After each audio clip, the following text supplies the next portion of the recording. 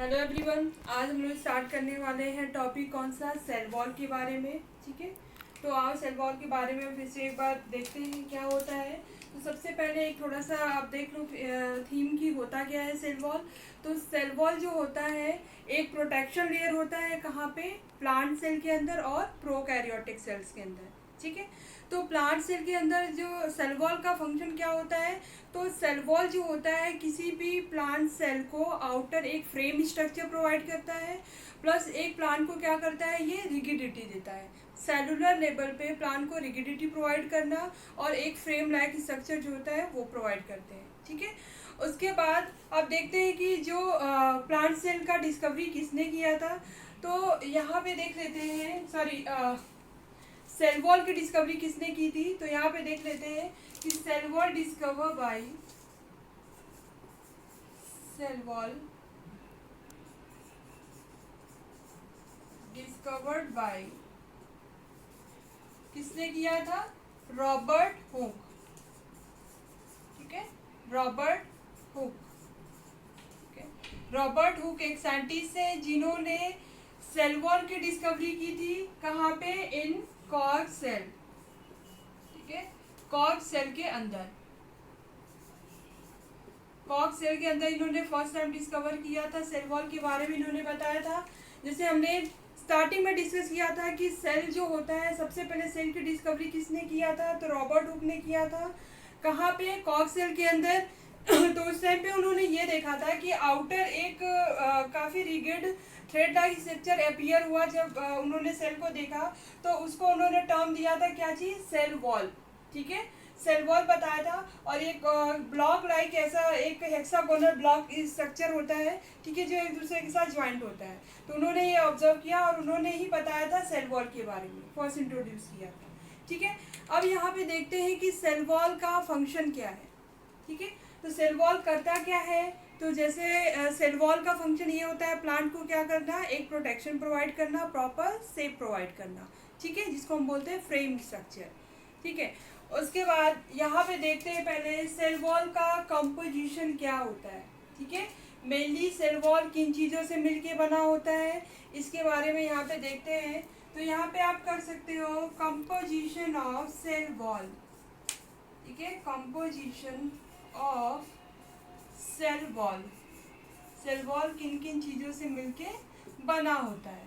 ठीक है, तो यहाँ पे सेल वॉल के कंपोजिशन में हम देखते हैं कि क्या क्या चीज़ें प्रेजेंट होती है।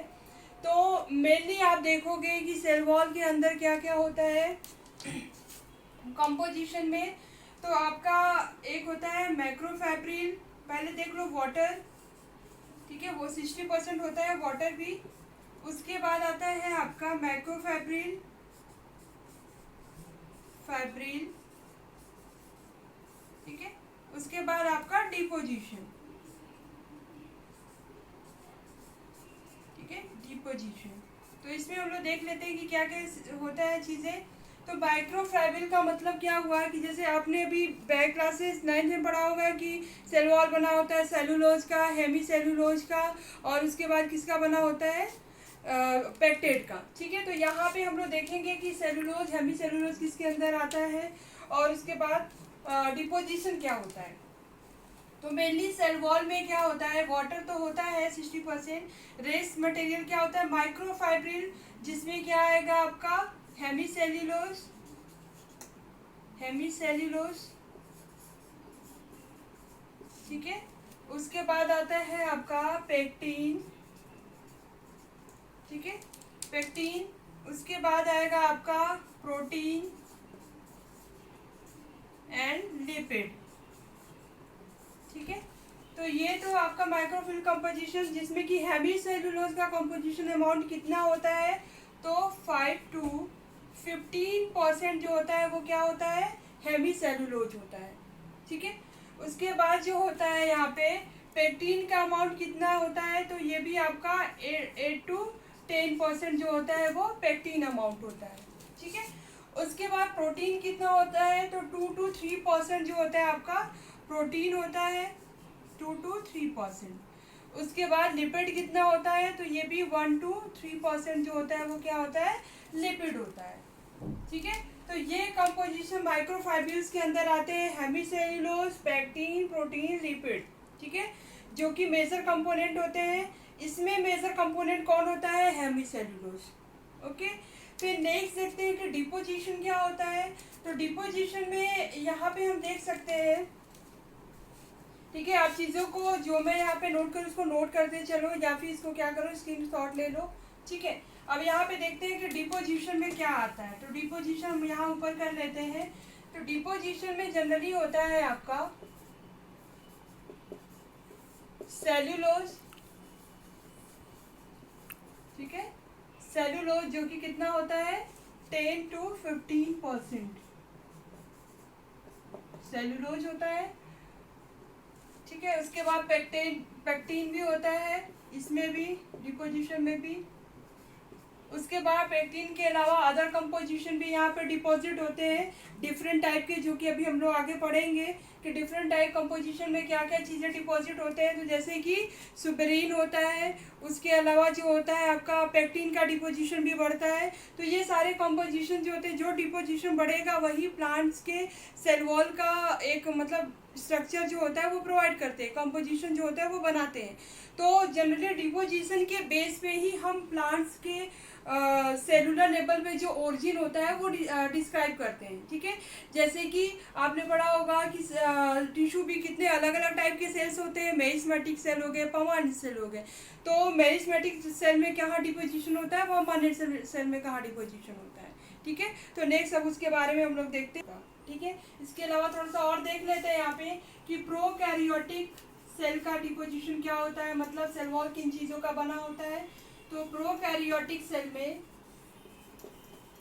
प्रोकैरियोटिक सेल वॉल, ठीक है, जिसमें कि ये एक चीज़ यहाँ पे नोट करके लिख लेना कि प्रोकैरियोटिक सेल में नोट में मेंशन कर लो यहाँ पे कि जो पीपीएलओ होता है, ठीक है, पीपीएलओ स्मॉलेस्ट सेल जो होता है, इनके अंदर आउटर सेल वॉल एब्सेंट होता है, ठीक है। एक्सेप्शन है ये कि प्रोकैरियोटिक के केस में क्या होता है, पीपीएलओ के अंदर एब्सेंट होता है, क्या, एब्सेंट सेल वॉल, ठीक है, इनके अंदर सेल वॉल एब्सेंट होता है। रेस्ट जितने भी प्रोकैरियोटिक सेल्स होते हैं उनका जो होता है सेल वॉल किस चीज का बना होता है, तो पेप्टाइडो ग्लाइकन, ठीक है, इसका बना होता है क्या, प्रोकैरियोटिक सेल वॉल, ये कंपोजिशन होता है, ठीक है। और नोट में ये चीज़ हमेशा याद रखना कि पीपीएलओ या फिर माइकोबैक्टीरिया भी बोलते हैं इसको, इनके अंदर जो होता है आपका सेल वॉल किसी भी टाइप का नहीं प्रेजेंट होता है, ठीक है। सेल वॉल ट्रूली इसमें एब्सेंट होता है। और इसके अलावा जितने भी होते हैं प्रोकैरियोटिक सेल, सब में क्या होता है, सेल वॉल पेप्टाइडोग्लाइकन का बना होता है, ठीक है। अब नेक्स्ट देखते हैं यहाँ पे फंजाई के अंदर क्या होता है। तो फंजाई के अंदर जो होता है चिटन का बना होता है सेल वॉल। ये सारी चीज़ें पूछता है, इसलिए ये इम्पोर्टेंट है, इसको याद रखना आपकी सेल वॉल का। ऐसे प्लांट सेल वॉल का तो हम लोग यहाँ पे डीप में पढ़ रहे हैं क्या क्या चीज़ें होती हैं। प्रोकैरियोटिक सेल में इसमें एब्सेंट होता है, और उसके बाद माइकोप्लाज्मा में एब्सेंट है। उसके बाद जो होता है माइकोप्लाज्मा को छोड़ के जितने भी प्रोकैरियोट्स हैं उसके अंदर पेप्टाइडोग्लाइकन का बना होता है सेल वॉल, ठीक है। उसके बाद फंगाई या फिर इसको फंजी भी बोला जाता है, इनके अंदर चिटिन या फिर इसका प्रोनाउंसिएशन कहीं कहीं प्लेस पे कैटिन बोला जाता है, ठीक है। तो ये कैटिन जो होता है इसका कंपोजिशन होता है कहाँ, आउटर सेल वॉल बना होता है, ठीक है, किसका, फंजाई का। तो इसको नोट कर लेना। अब नेक्स्ट हम लोग जो मेजर डीप हमें पढ़ना है प्लांट सेल वॉल के बारे में, ठीक है। तो उसका हम लोगों ने कंपोजिशन कर लिया है।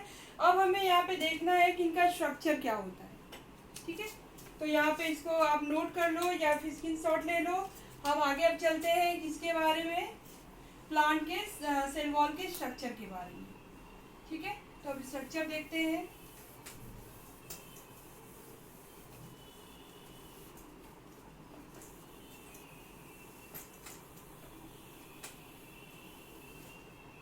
चलो, तो यहाँ कर लो स्ट्रक्चर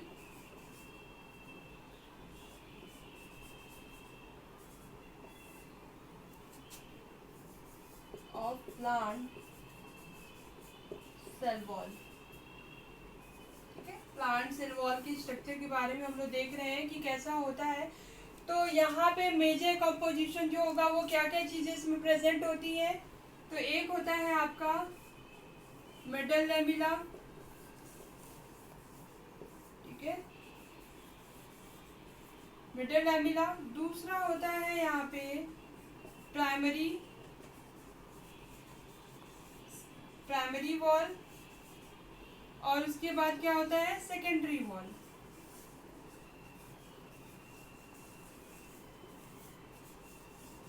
ठीक है, ये जो होते हैं 3 पार्ट डिवाइड होते हैं किसके, सेल वॉल के। अब इसके बारे में थोड़ा सा डीप देखेंगे। देखो, सबसे पहले कि सेल वॉल का जब स्ट्रक्चर फर्स्ट टाइम ऑब्जर्व हुआ था तो हेक्सागोनल स्ट्रक्चर था। ठीक है, और रॉबर्ट हुक ने ऑब्जर्व करा तो हेक्सागोनल स्ट्रक्चर था, जिसमें उसी के बेस में यहाँ पे देखते हैं कि मिडल लैमिला कहाँ प्रेजेंट होता है। जहाँ दो सेल्स के बीच में जो ब्लू लाइट स्ट्रक्चर होता है उसको क्या बोलते हैं, मिडल लैमिला। ठीक है, तो सबसे आउटर जो एक बोल सकते हैं लेयर होता है वो क्या होता है, मिडल लैमिला। ठीक है, मिडल लैमिला के जस्ट नीचे कौन सा स्ट्रक्चर होता है, प्राइमरी सेल वॉल।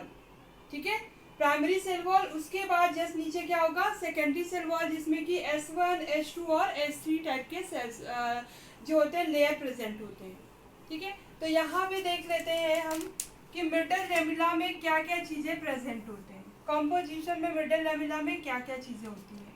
तो यहाँ पे आप कर लो, मिडल लैमिला में जनरली क्या प्रेजेंट होता है। ठीक है, मैं इरेज करके यहाँ पे नोट कर रही हूँ कि मिडल लैमिला में क्या चीज़ें प्रेजेंट होती है। तो यहाँ पे आपका कैल्शियम, ठीक है, एंड मैग्नीशियम, पेक्टिन। ठीक है, मिडल लैमिला में क्या प्रेजेंट होता है, कैल्शियम, मैग्नीशियम, पेक्टिन जो होता है वो मिडल लैमिला के अंदर प्रेजेंट होता है।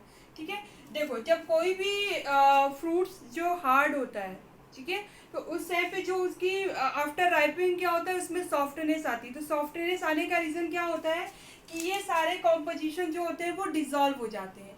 डिज़ोल्व होने की वजह से ही क्या होता है, जो फ्रूट्स होगा वो सॉफ्ट हो जाता है। ठीक है, तो और मिडल लैमिला सेलुलर लेवल पे प्रेजेंट होता है। तो सेलुलर लेवल पे हर सेल का जो आपका मिडल लैमिला कंपोजिशन है वो डिसॉल्व होता है, और फिर कंबाइनली क्या होता है, ये फ्रूट जो होते हैं वो हार्ड से सॉफ्ट में कन्वर्ट हो जाता है। ठीक है, उसके बाद आता है आपका, ये तो हो गया आपका मिडल लैमिला की किन चीज़ों से बना होता है, कहाँ प्रेजेंट होता है, तो outer layer of the plant cell wall. ठीक है, cell wall just outer layer जो होता है वो क्या होता है, मिडल लैमिला। ठीक है, तो ये हो गया। दूसरा हम लोग यहाँ पे डिस्कस करते हैं प्राइमरी सेल वॉल। ठीक है, प्राइमरी वॉल कर लो यहाँ पे, प्राइमरी वॉल।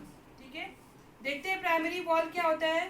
तो प्राइमरी वॉल जो होता है जस्ट बोल सकते हैं मिडल लैमिला के जस्ट नीचे वाला लेयर जो होता है, यहाँ जो ग्रीन लाइन से मैंने ड्रॉ किया है वो कौन सा है, प्राइमरी वॉल है। ठीक है, और प्राइमरी वॉल जो होता है जनरली इक्वल अमाउंट में डिस्ट्रीब्यूशन होता है किसका, हेमीसेलुलोज, सेलुलोज और पेक्टिन कंपोजिशन का। ठीक है, इक्वली ये पूरे उस पर लेयर पे क्या होते हैं, डिस्ट्रीब्यूट होते हैं। मीन्स कि ये लाइन जो प्राइमरी लाइन होता है, प्राइमरी वॉल होता है जो सेल वॉल का, उसमें क्या होता है, उसका सारा कॉम्पोजिशन इक्वली जो होता है फ्लैट शेप में हर तरफ प्रेजेंट होता है। ठीक है, तो यहाँ पे जनरली कंपोजिशन किन चीज़ से प्राइमरी वॉल होते हैं, तो यहाँ पे बोल सकते हो प्राइमरी वॉल जो होगा इनका होता है आपका कंपोजिशन, यहाँ पे लिख रहे हैं सेलुलोज,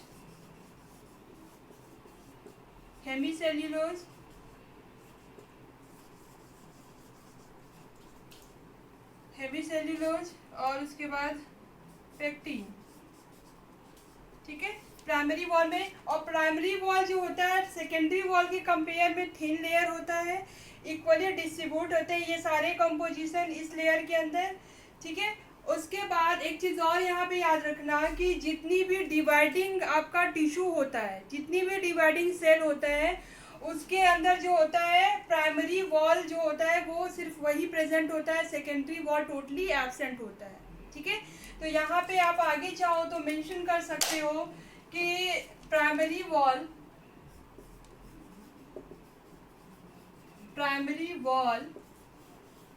प्रेजेंट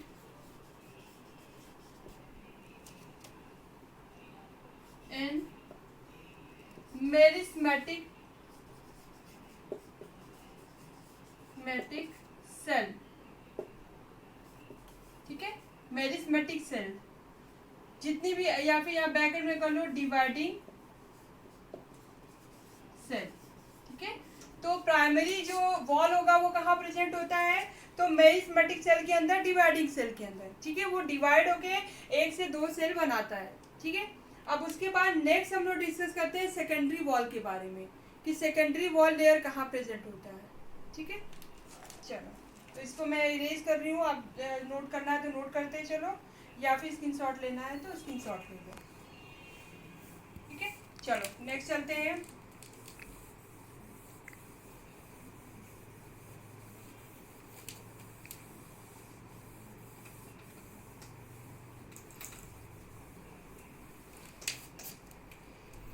चलो सेकेंडरी वॉल देखते हैं इनका। सेकेंडरी वॉल में क्या होता है,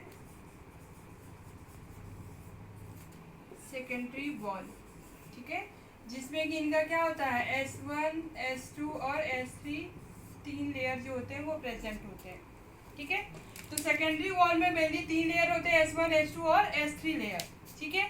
और इसके बाद सेकेंडरी लेयर जो होता है वो इक्वली डिस्ट्रीब्यूट नहीं होता है वॉल के अंदर, ठीक है।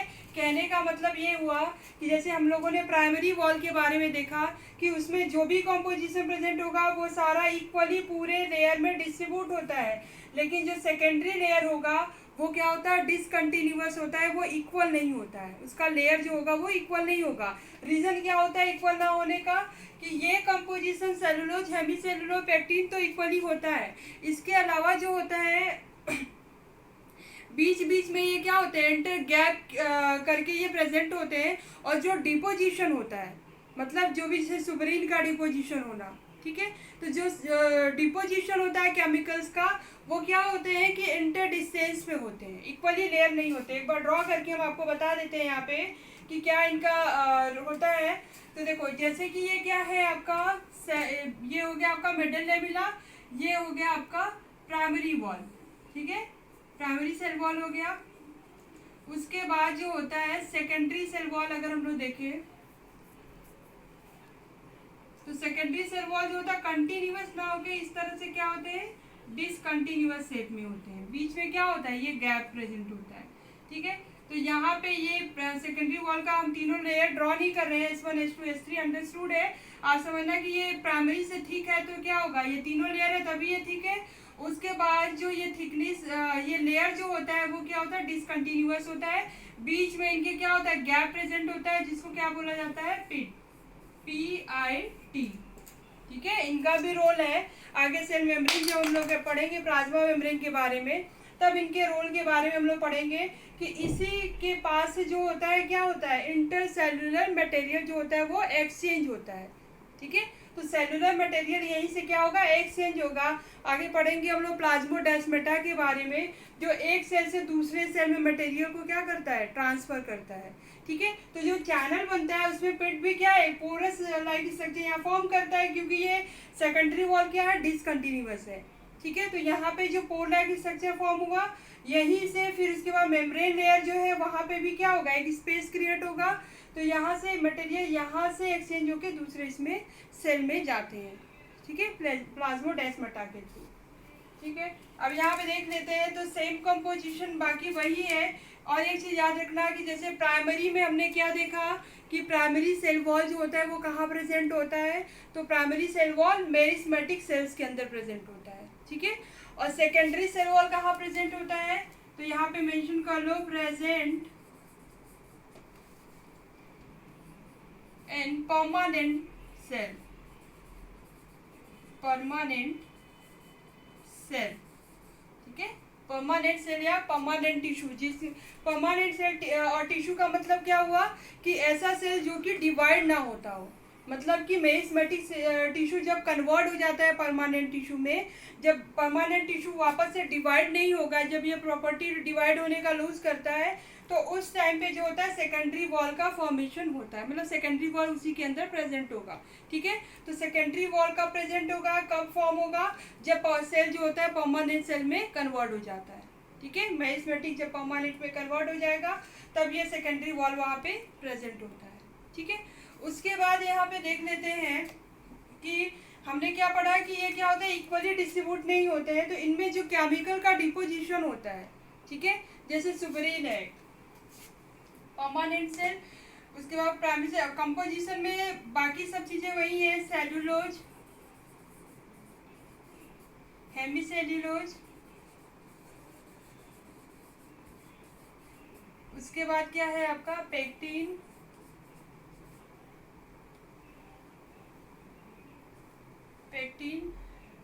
Present cellulose, hemicellulose and pectin, plus उसके बाद क्या आ जाता है कि जिसका डिपोजिशन एक्स्ट्रा यहाँ पे हुआ है, लाइक आपका सुबेरिन। ठीक है, ये केमिकल कंपोजिशन है, या फिर लिग्निन। ठीक है, जो कि प्लांट के टाइप को डिसाइड करते हैं कि ये किस टाइप का टिश्यू है, किस टाइप का प्लांट है, तो इसी कंपोजिशन की वजह से ये हम उसको क्लेरिफाई कर लेते हैं। ठीक है, तो यहाँ पे इतने कंपोजिशन के साथ प्लस सुबेरिन या फिर लिग्निन जो होते हैं वो डिपॉजिट होते हैं कहाँ पे, सेकेंडरी वॉल के अंदर। ठीक है, यहाँ तक क्लियर हुआ, बंद कर दो तो।